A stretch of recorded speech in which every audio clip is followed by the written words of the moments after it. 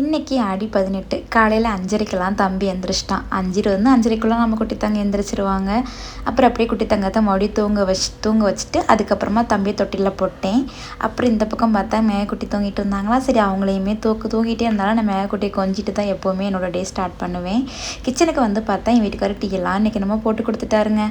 Husband கையால் tea குடிக்கிறதெல்லாம் கொடுத்து வச்சுருக்கணுங்க. அது தனி சுகம், அனுபவிக்கிறவங்களுக்கு தான் தெரியும் அதோட சுகம் என்ன அப்படின்ட்டு. அப்புறம் ஹஸ்பண்டும் வேலைக்கு கிளம்பிட்டாருங்களா, சரி கோலம் போடலாம்னு சொல்லி கோலம் தாங்க போட்டுட்டு இருந்தேன். நம்ம வீட்டு சீரோ பார்த்தா கோலத்து மேலே உட்காந்து கோலத்தை அழிச்சிட்டாங்க. நான் திட்டினதும் அவன் அமைதியாக உட்காந்துட்டான்.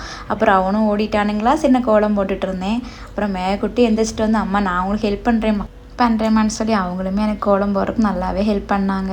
ஒரு வழியாக நாங்களும் கோலமெல்லாம் சிம்பிளாக தான் போட்டோம். பட் அந்தளவு நல்லா இருக்காது, அட்ஜஸ்ட் பண்ணிக்கோங்க. அதுக்கப்புறம் பார்த்தீங்க கையெல்லாம் ரொம்ப கலர் ஆயிடுச்சுங்க.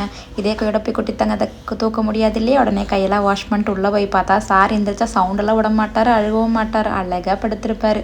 அப்புறம் அப்படியே குட்டி தங்கத்தையும் நாங்கள் கொஞ்சிட்டோம். இன்றைக்கி மார்னிங் டே எங்களுக்கு இப்படி தான் போச்சு. பாய், டாட்டா.